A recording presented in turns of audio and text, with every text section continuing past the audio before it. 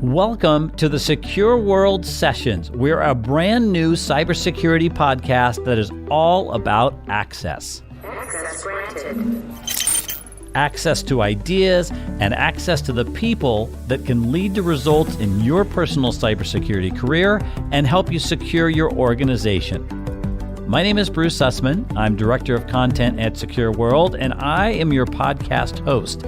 And at today's session, we're opening the file on cybersecurity thought leader and author Bruce Schneier. We are now living in the world that the market gives us in terms of security. Right? This is it. This is what the market will reward. Well, Bruce has some very definite opinions about the market, as you can tell, but also about security and about government involvement. He's both for it and against it when it comes to security. So we will get to that during his interview. Now, for a little bit of background here, if you are unfamiliar with SecureWorld, we're a company that helps create collaboration among security leaders at conferences and educate leaders through things like our website at secureworldexpo.com, but also web conferences that happen regularly throughout the year. And just for a point of reference, we're headquartered in Portland, Oregon. So we're out here on the left coast. We're trying to keep Portland weird. For those of you who are Portlandia fans, yes, it kind of is like a Portlandia episode. And I just mentioned our location for one reason. I was flying from Portland and across the U.S. for SecureWorld Boston to hear Bruce Schneier speak. And I was on my flight. I'm reading his book, Click Here to Kill Everybody. That's its title. It's not his latest book, but it was one of many that he's had that was a hot seller. And so as I'm reading it, it really gave me some insights into how Bruce views the technological world we've created. And I want to read you one short paragraph from page 29. So here it is. Systems can affect other systems in unforeseen and potentially harmful ways. What might seem benign to the designers of a particular system becomes harmful when it's combined with some other system. The result is a vulnerability that no one saw coming.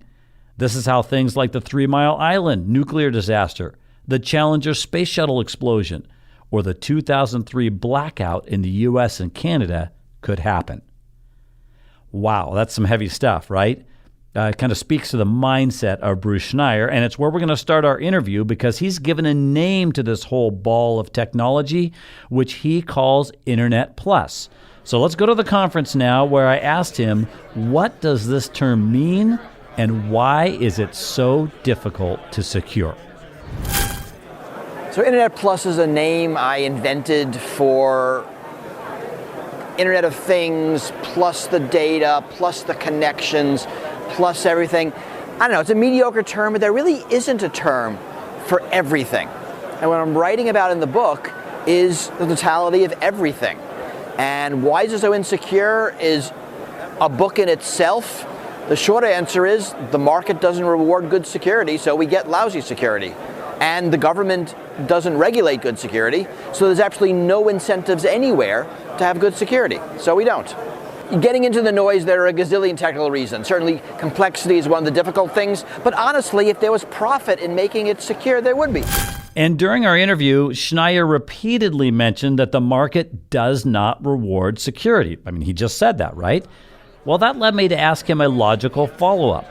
If that's true, how can we get cybersecurity? Here's what he said. You know, really what we need is government to step in. We are now living in the world that the market gives us in terms of security. Right? This is it. This is what the market will reward. If we don't like it, we need to do what government always does, is, perturb the market, right? To change the playing field. And we'll do things like that all the time. We have child labor laws, we have minimum wage laws. These are all perturbings of the market. And we need to do that here in cybersecurity, just like we do in airline safety and everything else, and say, here are some minimal standards, here are some regulations, here are some mechanisms for liability. We know how this works in every other aspect of society. We need to do it here. And as long as we don't, we're going to be stuck where we are now, which is with all this insecurity.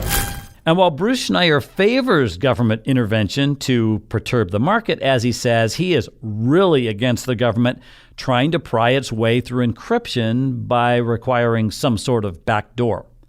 So I asked him about this because shortly before our interview, I was at a press briefing with the head of the FBI and NSA Cyber, and they were talking about concerns around encryption, blocking investigations, as you've probably heard them mention, and also the cybersecurity of 5G. And Bruce Schneier has a really interesting take on this topic. I mean, 5G is a big deal and security is a problem. I kind of laugh at the NSA and FBI being concerned about it because they're the ones who are pushing to make sure it's insecure. Right? They have this weird definition of security, which means security from everyone except them, which we as technologists can't actually build. And they are pushing for insecure protocols. At the same time, they're complaining about lack of security. So yes, we need security, we need trust. And that actually means the FBI and NSA are not going to be able to eavesdrop on those systems. And they have to either accept that or be happy with the insecurity. They can't get both. Encryption is vital for national security. That as long as our phones and computers are used and carried by our legislators, our CEOs, our nuclear power plant operators, that putting backdoors in them is not just stupid, it's dangerous. And yes, I get it that the FBI will have to do a little more work to solve crimes, but the security benefit is more than worth it. So that is where he stands on the encryption debate. Now, moving on from there, I was surprised to hear Schneier's take on what he calls a failed security paradigm. What is he talking about? Patching.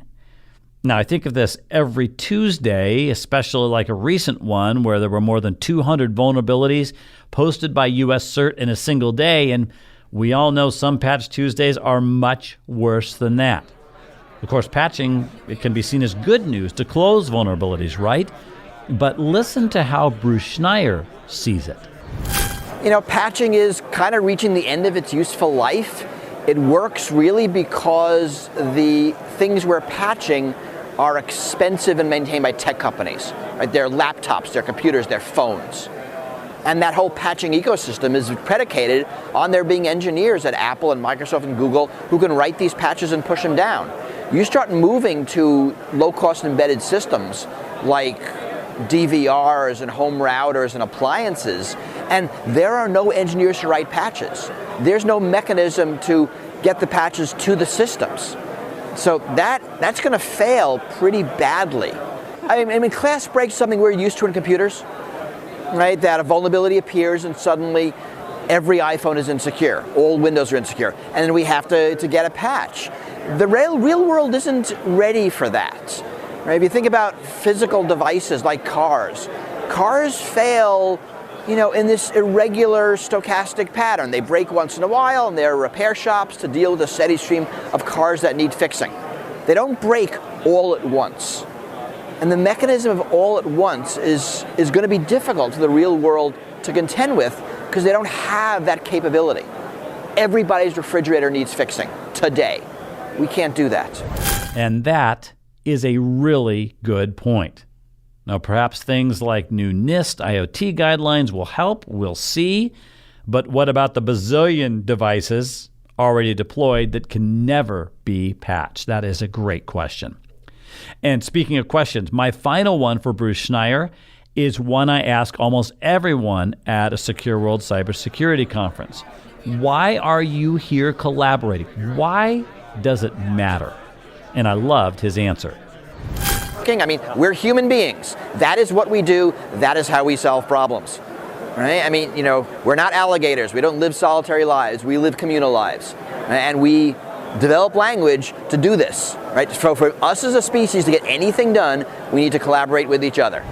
We are not alligators. That is, I think, both funny and true, right, about what he said. And that's one of the reasons I'm really proud of our SecureWorld events team that helps create this crucial collaboration for security leaders across North America. It's done on a regional basis at our 17 cybersecurity conferences. And in today's SecureWorld Sessions update, I want to pull back the curtain a little bit to learn how this happens when it comes to building so many powerful agendas.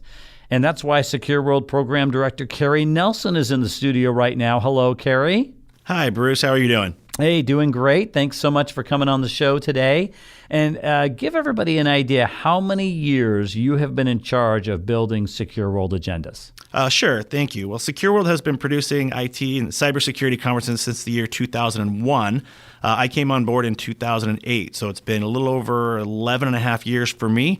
And in that 11 and a half years, that's equated to about 150 conferences that we have produced in that time. Wow, that is incredible. 150 conferences. And I think you mentioned to me one time, I realize some conferences are smaller. They're one-day conference. Others are massive, and they're 2 days, or you could even stretch out to 3 if you include the classes. Those 2-day conferences, how many sessions would you have on an agenda that you would have to schedule? Yeah, it's quite a few. We have very specific breakout sessions where attendees have the opportunity to choose from a number of different topics. We have keynotes where that's the only dedicated thing that attendees have the opportunity to choose from. There's panels, there are roundtables. So for a 2-day conference, you're looking at approximately 50 different elements on the conference agenda. Wow, that is a lot to keep track of. It's like air traffic control. I don't know how you do it, honestly, and especially when I was looking at SecureWorldExpo.com the other day, and I was kind of checking out the upcoming conference agendas. And I sometimes get behind on that because I'm in my own little silo doing things. You had cloud security, vetting your third-party vendors, privacy and security landscape changes, the BEC, like practical defenses, communicating security to the business and the board. These are all really hot topics right now. I just want to know, how do you end up with those hot topics on the agenda? How do you know? Right. That could be a mystery sometimes. We have a lot of different ways to solve that mystery. But we find that getting down to the grassroots, if you will, inside each of those 17 individual markets where we are producing conferences, we find that people want to hear from their local respected leaders.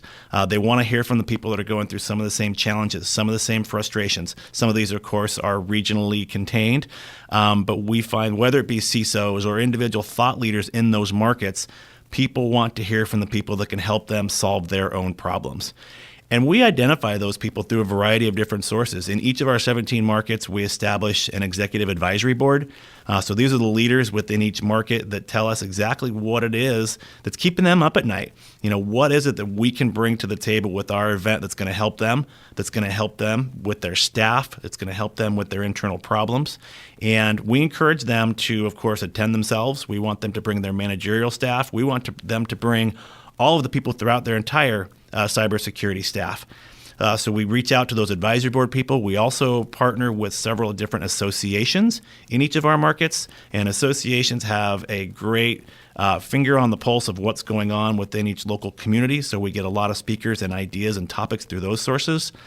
We look at past conference attendees, people that have been at our events that maybe we did miss something that should have been on the agenda, and we didn't hit it for whatever reason. So we talk to these folks and find out what can we do the next time to make sure that we're filling those needs.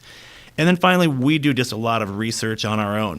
Who are the hottest speakers? What are the hottest topics? We want to make sure that we are cutting edge and getting the right security information to the people in a timely fashion. Wow, that is a huge list of possible ways to narrow down what's hot, and I can see how that would funnel into a powerful agenda. So that is great, because one conference at a time, one region at a time, we can help secure the nation by everybody collaborating. So that's great. Now, let me ask you about this, because those of you who are listening, you may not know, but I have a requirement on this podcast that any SecureWorld team member who appears on the podcast has to bring something into the studio with them, either a cybersecurity joke or security-related trivia. So, Kerry, what's it going to be today? I'm going to go with I'm going to call it a trivia question, and I'm going to ask you to answer the question, Bruce. So I am in big trouble. Wait a minute. Before you even say it, I know I'm in trouble because, culturally speaking, one of the things we do on Friday afternoons in our Portland office, for those of us who are in the Portland office, is Kerry leads trivia every Friday. And Kerry, you can be honest, I'm pretty bad at it, aren't I? Oh, some are better than others. That's very diplomatic. I appreciate that. All right, now I'm really in trouble, and I'm intrigued to hear the question. Okay, well, you continue to use the word collaborate, and you said you ask anyone that you interview, why do we need to collaborate? So my question for you is, there's predictions out there that cybersecurity damage will cost the world this much by the year 2021. Give me a dollar amount that you would guess cybersecurity damage will cost the world by the year 2021. Wow. And what's scary about that is I don't know how much it's costing us now, and I probably should, because I'm sure I've said that number at some point. Can you give me like a clue? It's in the billions, obviously. I'm assuming it's in the billions. My clue to you would be it's not in the billions. It's in the trillions? It is. Oh my gosh, I have no idea. Okay, Yeah. hit us with the number. The prediction is that cybersecurity damage will cost the world $6 trillion annually by the year 2021. So in 6 years, gosh. that amount is going to double to $6 trillion. Wow, that is incredible. So we're going from 3 trillion to how much? To $6 trillion in a 6-year span. That is incredible. Wow. and scary. It is. Now I know why Bruce Schneier, one of the things he said to me is that he thinks we've got some rocky years ahead on cybersecurity. I think this might have been what he was talking Exactly. about. All right, Kerry, thank you so much. And thanks for all the work you do to carry out our mission statement of connecting, informing, and developing leaders in cybersecurity. And thank you for listening today, whether you're on a walk during lunch or stuck in traffic after a long day, or maybe you're somewhere else. We appreciate you. Also, as a new cybersecurity podcast, can we ask for a moment of your help? If you enjoyed it, will you please subscribe and comment on the platform where you listen, and then share this episode with someone else in security. And if you've got suggestions, media@secureworldexpo.com is our email address, media@secureworldexpo.com. Now, in the show notes, I placed a link to our conference calendar so you can see what's coming up and what Kerry and his team are building onto the agendas with the help of the local practitioners. And you'll also want to catch our next episode featuring my interview with Dawn Marie Hutchinson, who is CISO of Pharmaceuticals and R&D at GlaxoSmithKline. She is really passionate about what she does. Can't wait to share her interview with you on the next episode. On behalf of the Secure World team, I'm Bruce Sussman, your Secure World Sessions host. Let's catch up again next time.